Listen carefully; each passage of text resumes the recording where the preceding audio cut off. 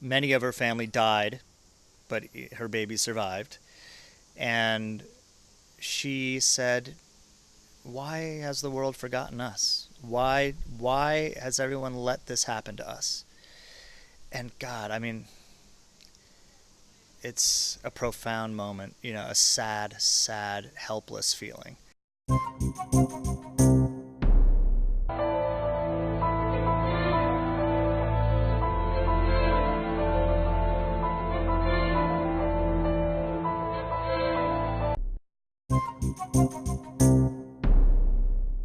Hello, my name is Stanley Heller. Welcome to The Struggle. The Struggle shown on over 30 cable stations from Maine to New York City. We continue with our interview with teacher and singer Dylan Connor. He had gone to Jordan's free zone to aid Syrians who had fled Deraa. He had been explaining that hundreds of thousands who had been on the Syrian-Jordanian border had fled again, leaving only a couple hundred people whom he tried to help. Urgent, and then we hired a truck driver, and the truck driver came in, backed up, and we loaded the stuff out of the market, and we got it on the truck, and then the truck driver followed us to the free zone, and we got in, and we asked the Army, can we please pass this out in person with the IDPs, and they said, no way. To the IDPs in the free zone. Yeah, so, well, this is tricky. I'm not sure. I would say they were on the other side of the fence of the free zone. The Syrian side. Yes, yes. Okay. So the 200 IDPs are there, but we weren't able to meet with them, to give them the aid, because whatever security concerns there were. So in your video, it's sort of very elaborate, this dance to get them the stuff. Yeah. Yeah, and I'm just happy they let us drop it at all, because I was worried the Army guy was going to be like, get out of here, you know, this isn't happening. But he was nice, and he said, okay, we're going to put it in this medical tent, the medical tent that I had been to a couple days before. And one of the doctors with me really looked the guy in the eye and did an Arabic kind of thing like, you promise, you know what I mean, and said some words that are really about a real promise, and looked him in the eye and said, I promise it's going to go to the people. And so now we asked for photographic evidence. We didn't get it. But what we did get was confirmation, verbal confirmation from the guy who had promised us, I promise you, cross my heart, hope to die, that at 2 p.m. yesterday, you know, it went out to all the people that, you know, you wanted to go to. That's as good as we could do. You know what I mean? Of course, I would have loved to do it in person. Of course, I would have loved to see photographs. But I'm Joe Schmo from Stratford, and these are the, you know, the Jordanian Army and intelligence. So. But you were able to talk to IDPs who Yes. had been in the free zone, the women. Yes. Most of them have a similar story. They've, you know, moved all around through this war, you know, just constantly on the run. And they're desperate, sad, depressed. And what was really shocking to me was that as we entered the free zone those first few minutes on that first day, I saw mothers with children. I saw doctors in the Army. So I'm like, oh, these people are in good hands. You know, this is good. They're getting care. And then I kind of started to notice, like, a couple of these kids were like, you know, totally out of it. And I'm going, well, why doesn't this kid have an IV? You know what I mean? What, you know? And then the doctor, Dr. Talal Sambuli, who was with us, he said, this is a critical situation. He was going around and assessing the kids, and he grabbed the doctor in charge. He said, listen, I don't know what's going on here, but that child, and that child are going to die today if you don't transfer them to a hospital. And so then I was like, oh my God, because I had no idea it was that critical. Here I was, like, trying to hand out little teddy bears to these kids, and they were, you know, at death's door. And that was I feel guilty about that, because I was just getting there, and I was just thrown into this moment, a life and death moment, and I didn't see it. I didn't realize it because I thought it was under control. And what this mission taught me so much was that if you don't do something, no one will. You know what I mean? If we hadn't gotten there and pushed for these kids to get some attention, they might not have gotten the attention. And some of them were taken to a hospital? So we're told. Yeah, we actually saw and have photographic evidence of one child and his mother being loaded on the ambulance because we were pushing. There was also a gentleman from the UNHCR. Yeah. He was a lawyer who was there waiting for the okay to take these children. So I was talking to him, and he spoke good English, and I'm like, why are these kids sitting here? Like, this is crazy. Like, he's like, it's about security. I'm like, well, what security threat does this child pose? And he was like, listen, that's not my gig. I have to wait for approval from the Jordanian government. I'm ready to go. I have the ambulance. I'm ready to take them. But it was a lot of little bureaucracy stuff going on that I don't understand. Tell me about yourself. Why are you interested in this? Why did you go all the way over to Jordan? Well, I was very personally affected by the Syrian revolution in 2011 and the resulting oppression and death and torture that occurred from the Assad regime towards his own people. And that's because I married a Syrian woman. Her name is Reem al-Hariri. Hariri is one of the three biggest families in Dara. In Dara, you have al-Masri, you have Zawabi, and Hariri. Those are the three big tribes. And that area is called Horan. And Horan, which encompasses Dara, it also extends into Jordan because, as you know, those borders are made up. I mean, the Jordanian-Syrian border and a lot of those Mideast borders were made up in a room after World War I or something like, or was it II? I can't remember. I think one. Yeah. So Horan and those families and those tribes straddle Jordan and Syria. It's basically, if you're in northern Jordan or southern Syria, it's like the same culture. So that's where my wife's family are from, the Syrian side. And so when Dara erupted in protests in 2011, in March, April,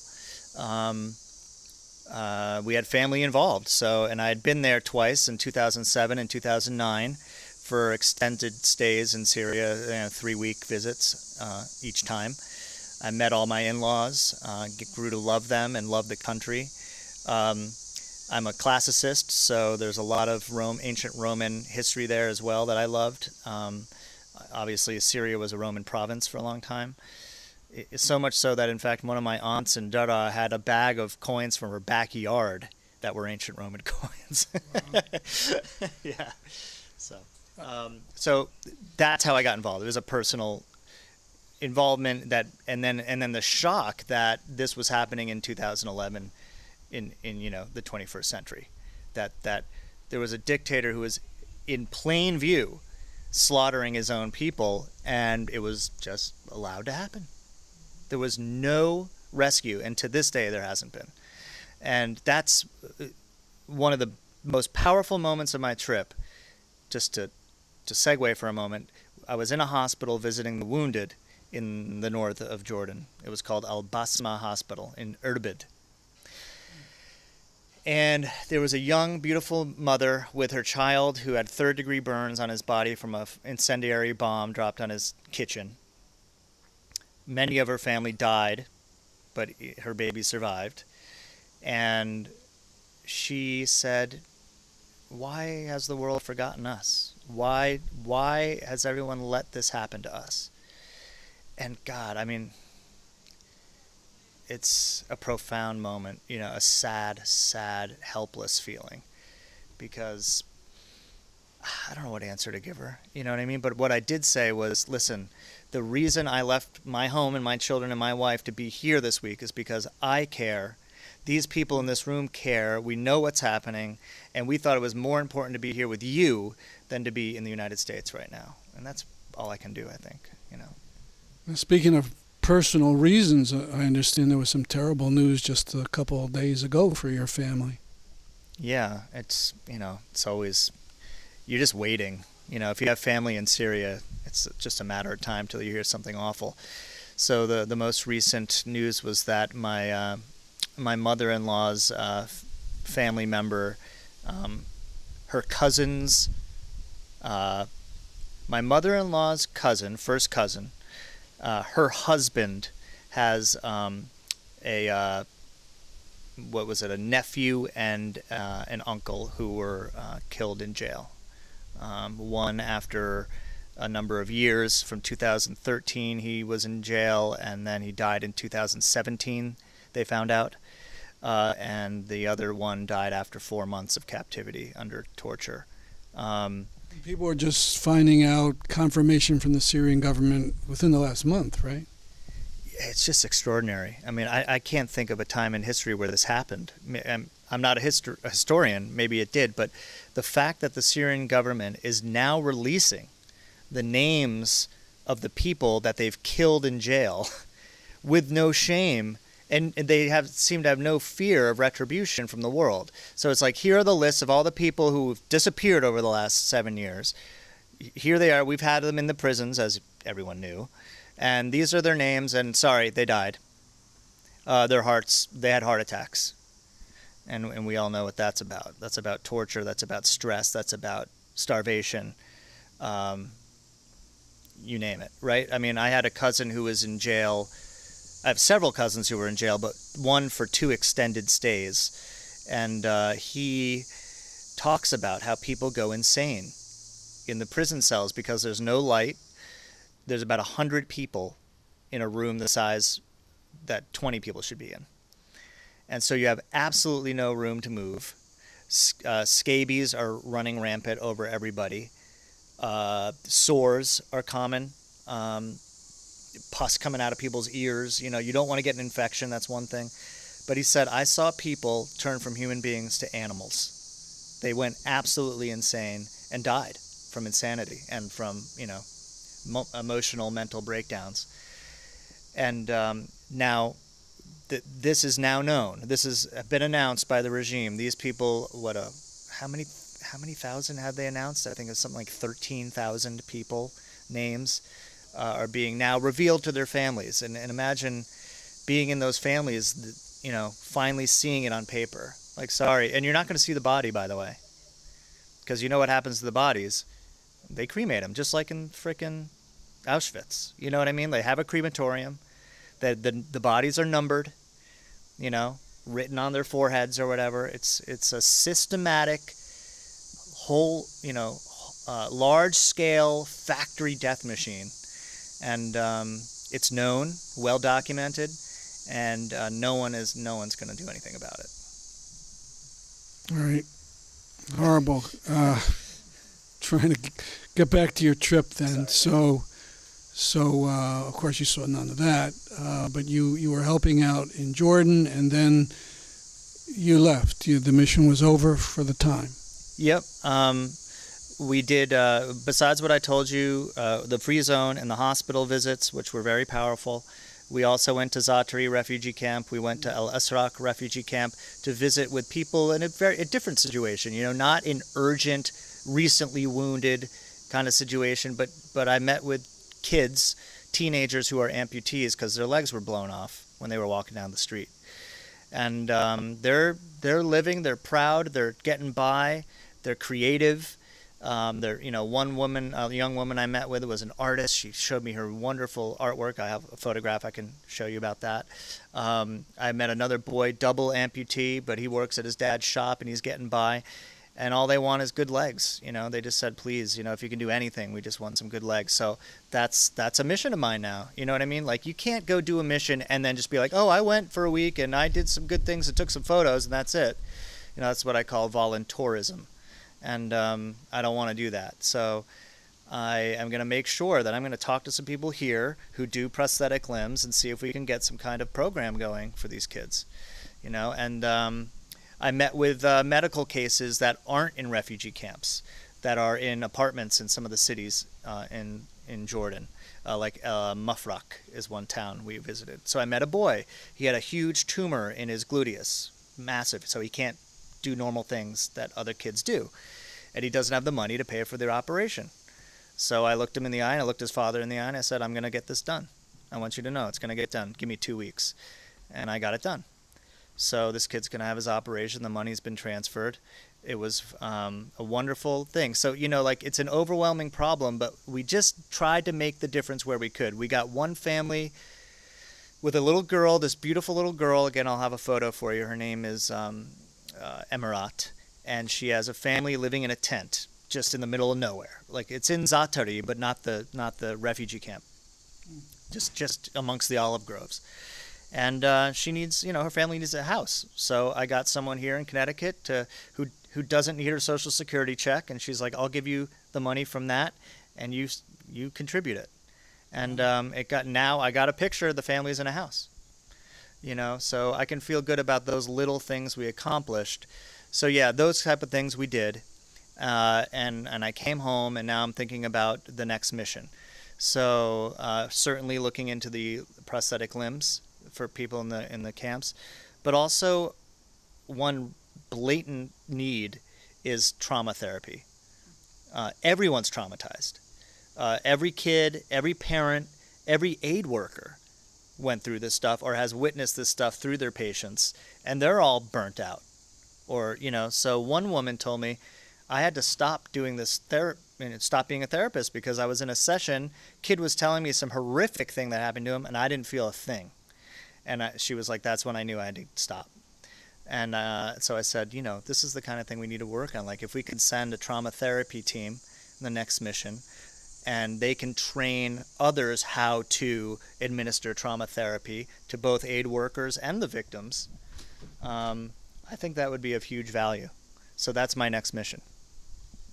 And you write songs about Syria. Oh, yeah. Oh, yeah. We had you on our show once, May Day of, I think, last year, when you sang at the New Haven Green. That's right. That was a tough gig,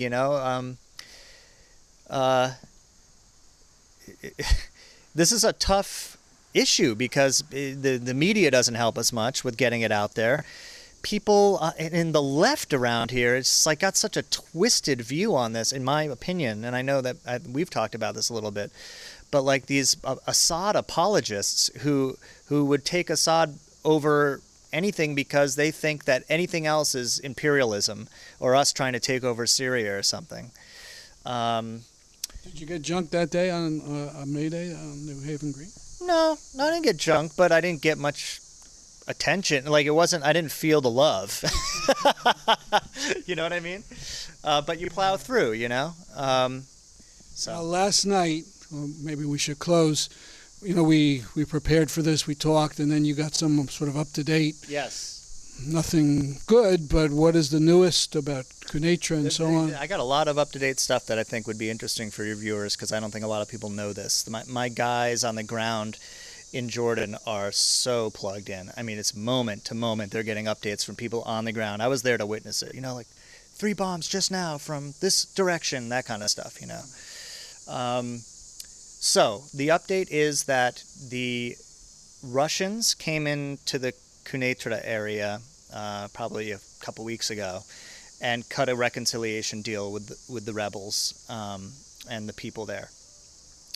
And that reconciliation deal would have them come home to Daraa under Russian supervision. And it's working so far, from what I hear, is that there haven't been atrocities, arrests, and all that kind of stuff. So people are coming back home, and it's been relatively okay, with a few cases of, some dark stuff happening, whether it's forced displacement or whatever, to Idlib or something. So that is interesting. We'll see if that holds. It's a 6-month deal.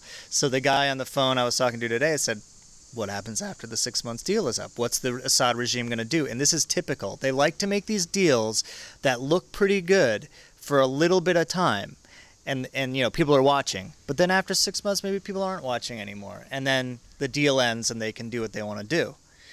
And now Idlib is the new hotspot, of course, where a lot of the internally displaced people have been sent over the years from Aleppo, from El Ghouta, from Daraa, And I think we've all been waiting to see what the heck are they going to do there.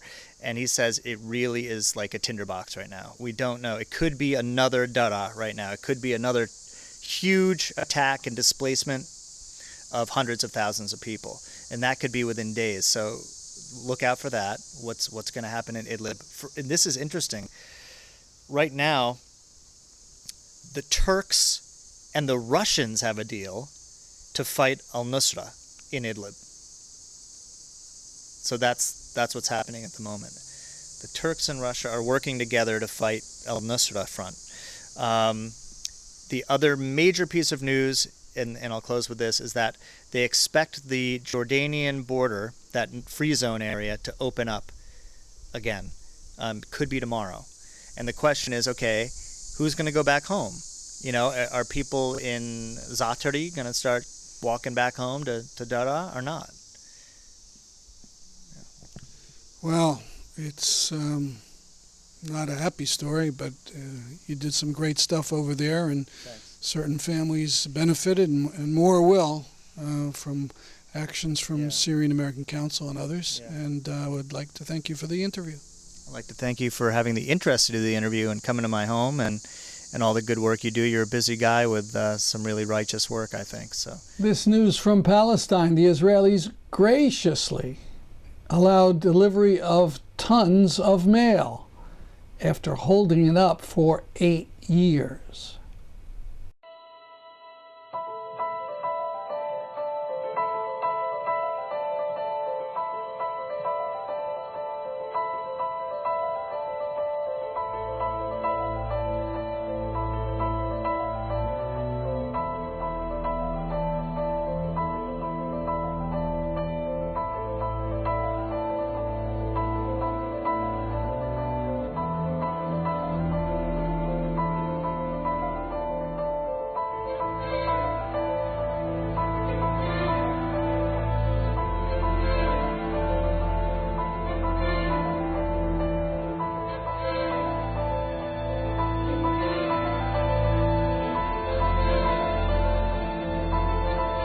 هاي بريد ورقي دوكيمنت محتواها إذا شايف جاية من اليونان.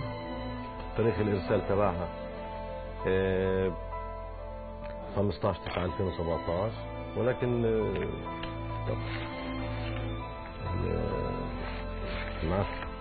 يعني هذه كيف بدنا نوديها لصاحبها؟ أنا مش طبعا هذه لأكثر من شخص.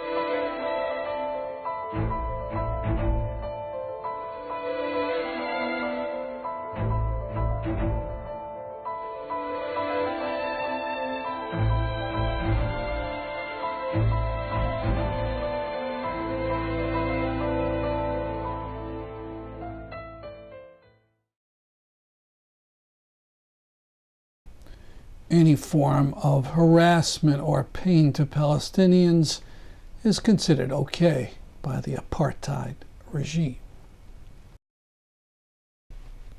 Netanyahu does not limit his repression to Palestinians. Here, his police are breaking up an anti-draft demonstration by anti-Zionist, ultra-Orthodox Jews. You notice two men going around spraying something. It's the disgusting skunk water.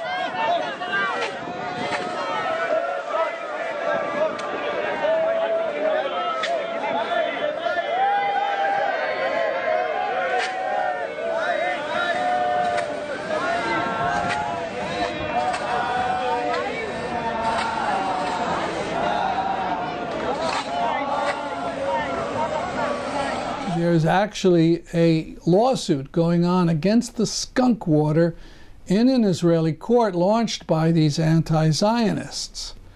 Since they're Jews, there is perhaps some chance for success. At any rate, what's really impressive is the fierce, non-violent resistance by these draft resistors. News note: the location of the Gandhi Peace Award ceremony honoring Jackson Browne has been changed to Lyman Performance Arts Center at SCSU. For more, go to the website of Promoting Enduring Peace, peace.org. Finally, Salma Sikandar is a Bangladeshi mother who has lived with her family in the U.S. for 20 years. But she's undocumented, and a judge ordered her deportation on August 23rd, just a few days before her son was to enter Quinnipiac College. There was a demonstration in Hartford on her behalf on the 21st outside of ICE, the Immigration and Customs Enforcement Office in Hartford, and afterwards 9 activists pitched tents on the sidewalk and started a hunger strike outside the building. And the next day, the announcement came that the deportation had been put on hold.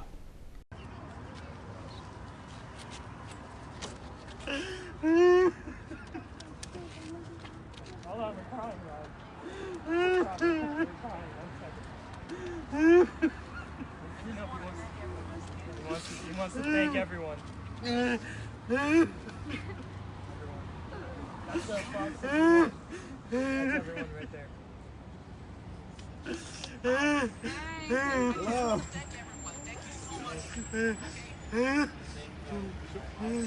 What do you have to say right now? Thank you. I'll call you back in a second, okay? Thank you, God.